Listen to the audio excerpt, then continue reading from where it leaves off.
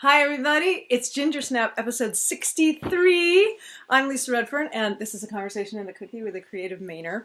Today my creative Mainer is my new friend Kafari, who I met as a mod, Kafari, at 317 Main when we taught songwriting to a bunch of cool kids from Casco Bay High School. That was really great.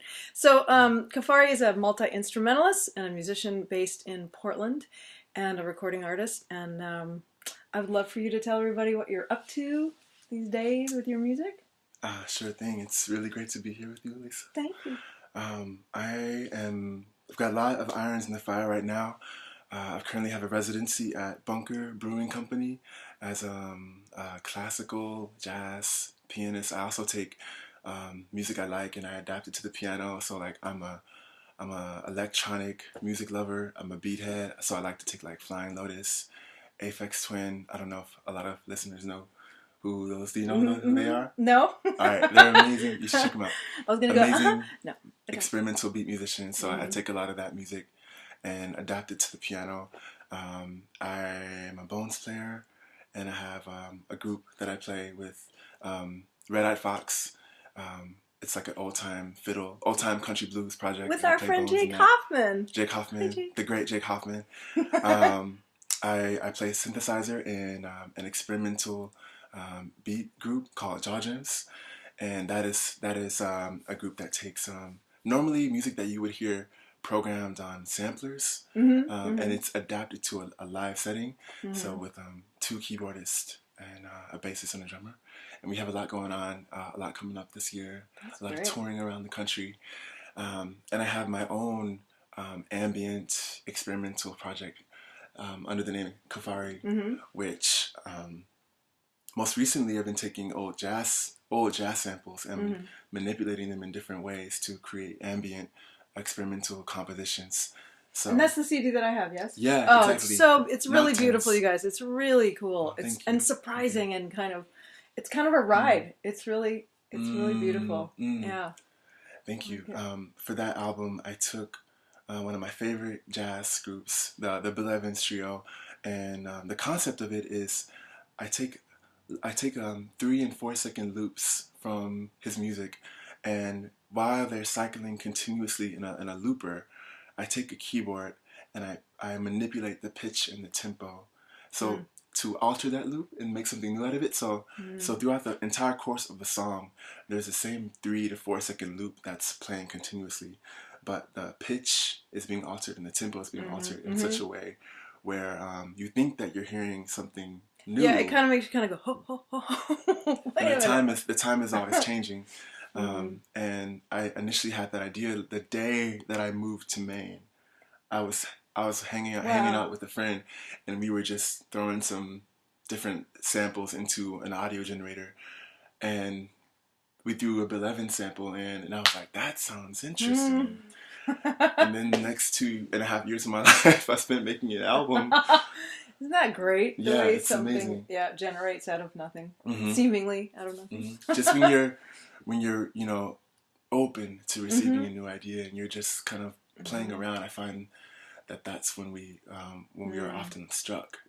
It's like so not when we're like rigidly trying to hold on to the way like that something has to be, but when we're just open and capable of being capable of having an idea.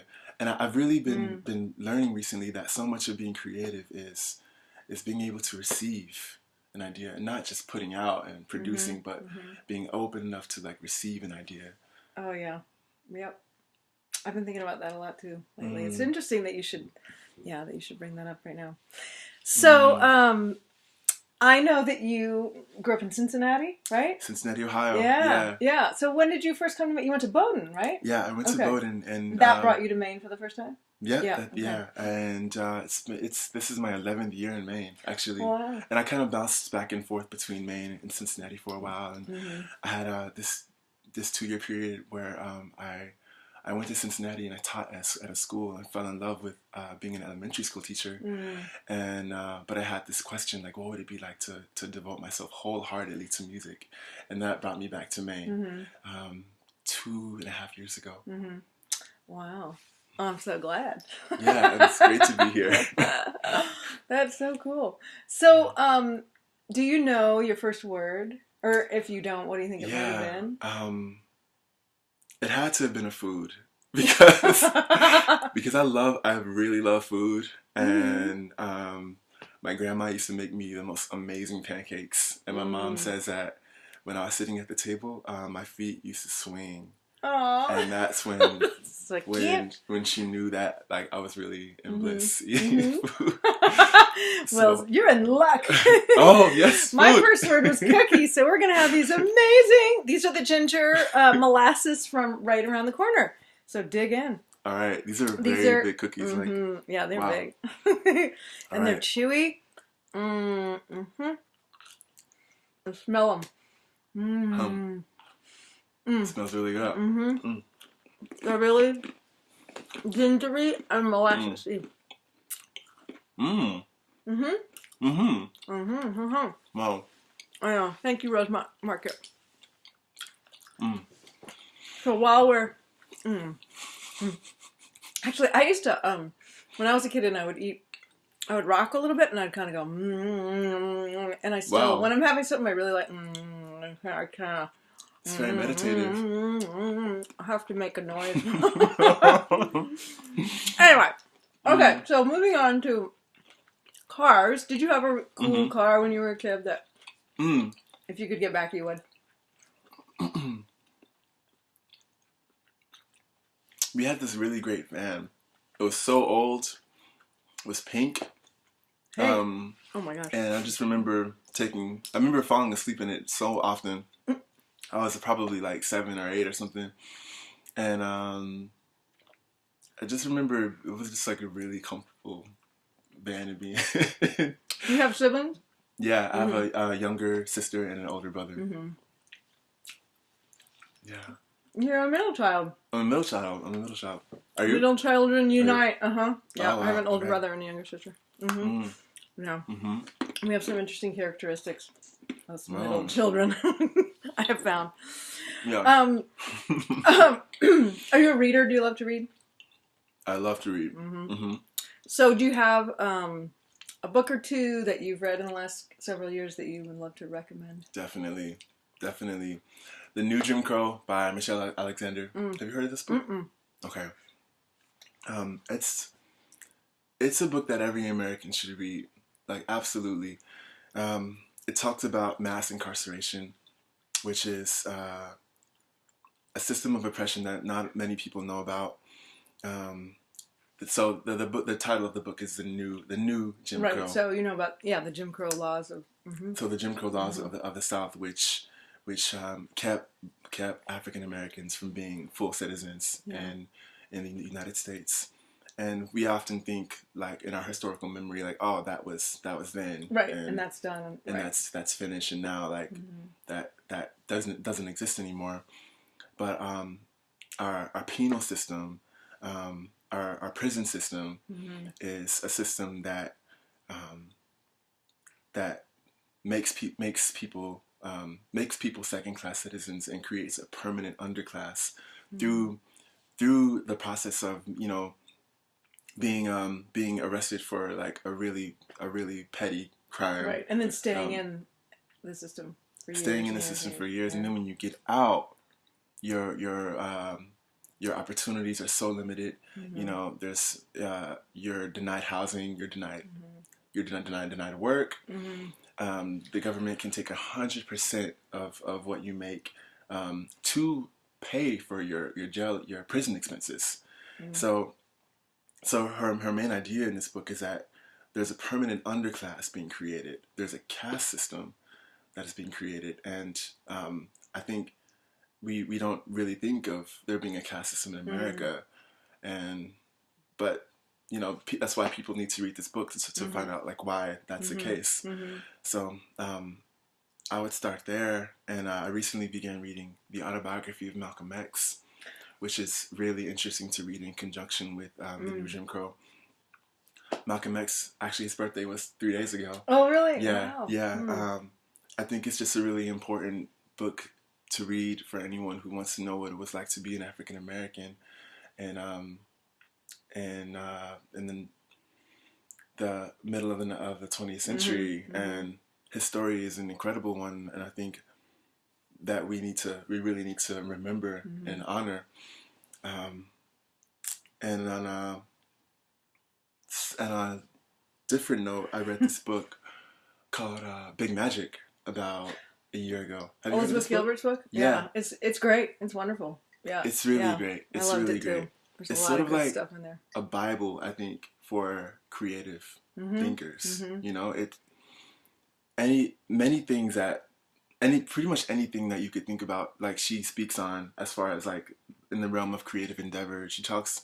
I really appreciate how she's able to include like working people in her analysis of like, how we can live the most creative life that we can. Well, yeah, because she's looking at it not just through the lens of someone who's doing it full time or who's quote, you know, successful, but just really being creative organically in your life every day. You know, exactly. I think it's an important book. And that doesn't have to mean that you leave society and go live in a mountain and write poetry for the rest of your life. You know, I really appreciate that book. It's definitely, if you were interested in living a more creative life, read that book for sure. I'm gonna tag Elizabeth Gilbert and see if she definitely. Oh, cool. You never know. Maybe she'll hear that. I'm sure she would appreciate that. A Bible for creative people. So moving on. How do you feel about it being a Bible? But I don't know. Well, I mean, I think that's I mean, that can be taken in a couple different ways. Definitely. Anyway, it was a compliment. So, is there an album or a couple that have been touchstones for you in your life? Sometimes I think of them too as when you're going through, you know, when you're going through a period of time that feels sorrowful, or when you're going through a period of time that's celebratory. Sometimes I go back to the same music because it's really about feeling very alive on either end of the spectrum, you know. And sometimes that sometimes they're one and the same. Yeah. So is there an album for me that I is there an album for you? Come back to? One or two that have sort of been like a through line in your life that you've come back to again and again. Or you don't have to answer it that way. You can just talk about something that you're excited about now. Definitely. There are few. I mean, Flying Lotus, Cosmogramma, you know, it's just for me it's fundamental. Flying Lotus is a musician I was telling you about earlier. Right. And that album, I think I listened to it at a really specific moment in my life where I was figuring a lot out, and I was there was not a lot of stability, and it sort of was a refuge for me. So I feel like all of that is reawakened. That it's okay to be uncomfortable. It's that actually that's good. It's a good thing. It's a good thing to be there. And just because a moment may feel uncertain, it doesn't mean that it has to be bad. I recently like graduated from college and didn't know what I wanted to do. Didn't know if music was something that I wanted to go into. Didn't know what type of musician I wanted to be. Didn't know where I wanted to be. So it just all felt really scary. And I remember that I would just go and sit by the ocean and listen to that album, and it really helped me a lot. So I come back to that frequently, and I also always come back to this album by Desiree. Do you know Desiree? I Ain't Moving, which is something that my mom always used to play for me when we went on road trips and I never really identified with it as a kid. I was like, oh, this is what we listen to on road trips. This is just music that we listen to. Didn't feel like your music. It just felt like And she played so much music for us that I'm just like, I hear it and it brings me back, and it makes me think about my family, and it makes me feel so calm. So Desiree, I Ain't Moving. Even though I don't really listen to a lot of vocal music now. Being an instrumentalist and making a lot of like instrumental music. Right. It's That album is so it makes me feel empowered, and it makes me feel like it brings me back to my center. Really. Wow. Well, that's great. I mean, that's what the best music really does, I think. You know, it makes me think of a lot of people I know, including our family.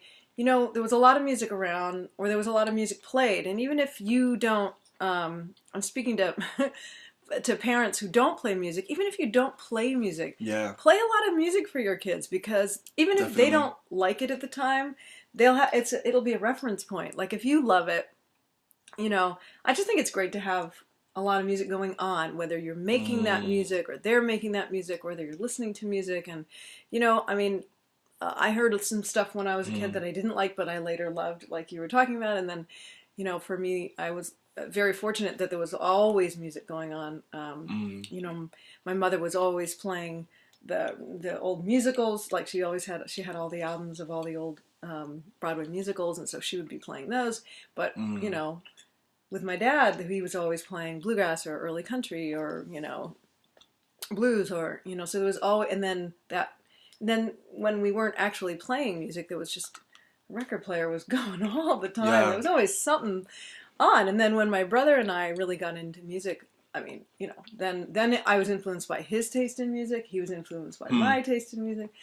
Anyway, enough about me. But that made me think of, you know, how important it is to have, you know, kids hear music all the time at home, whether even if they say, I don't like that, you know, something in there, the passion for it that someone else has for it, you know, later they'll kind of go, you know, I wasn't really into that, but now they may come full circle, they may not, but you can't be, you know, attached to that, I guess, but right. I just think it's great, you know, when your parents are passionate about something, whatever it is, you know, sometimes you push against it and sometimes you embrace it. And sometimes you don't know yet, and then later on, but it's still nice to be around people excited about something. I think is what it really is, what it comes down to. Completely. It eventually translates. It eventually translates, for sure. So, if a movie was made about your life, oh wow, what genre would it be, and who would star as you? Who do you think they'd cast as you? And who would you like to have them cast as you? Oh, man. So I'm really into, like, sci-fi. Like movies about consciousness. And like, The Matrix is, like, I was just going to say. my favorite movie. Could be you. And it's, like, deeply metaphorical, too. So I love that about it.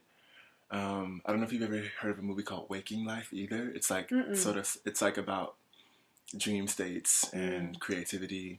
So I think that a movie made about my life would have to do with those things. Would be like a dream state. Because I think about those things a lot. I feel like my brother would be great to play me because he's an actor. Oh, really? And he's cool. like has like literally the same voice as me. That's a good idea. Whenever we're on three-way with my mom, she can't tell the difference. She can't tell who's talking. And I can like totally trick her into thinking that I'm Malik. That's funny. But yeah, I don't know. You have to find someone who has weird hair, like it's great hair, orange. All right. Well, thank you so much for talking with me and with us. And thank you. If you're interested to hear Kafari play, what's the best way to reach you? Do you have a website, right? Yeah, I do. Okay. And I have a YouTube channel where you can check out my recordings and my rhythm bones tutorials. And you'll probably link that. Can you link that below? Yeah. Cool. And I have a Bandcamp where you can hear my music as well. Cool. And if you're in Portland, keep an eye out for me at Bunker Brewing Company. Keep an eye out for me at Blue. I have a monthly there. Oh, nice. And that's all listed on your website. It is. Okay. It is. Great. Yeah. Everything's Great. there. All right. Thank you so much. You've been Gingersnapped. How do you feel? I feel great, and I'm only half done with this cookie. We're going to finish these cookies after we say goodbye. All right, if you want to know anything about me or my music, you can go to lisaredfern.com. Where'd it go? Oh. You can go to lisaredfern.com and say hi to Mojo over there in the corner. All right, thank you so much for watching. This has been episode 63 of Gingersnap, a conversation and a cookie with a creative Mainer. I will be taking a few weeks away because I'm going to go to France to sing in Normandy at Omaha Beach. I'm going to be singing the ballad that I wrote for Charles Norman Shea, who was a World War II Penobscot Indian veteran who was a medic, and he saved many men that day in 1944 on the beach, and he's going to be there. And we're going to commemorate the Native Americans who gave their lives that day, and I'll be honored to sing that ballad that I wrote for him. And so I'm going to be gone for a couple weeks, and so I'll be back in mid-June when I'm back from that adventure. So this has been Gingersnap.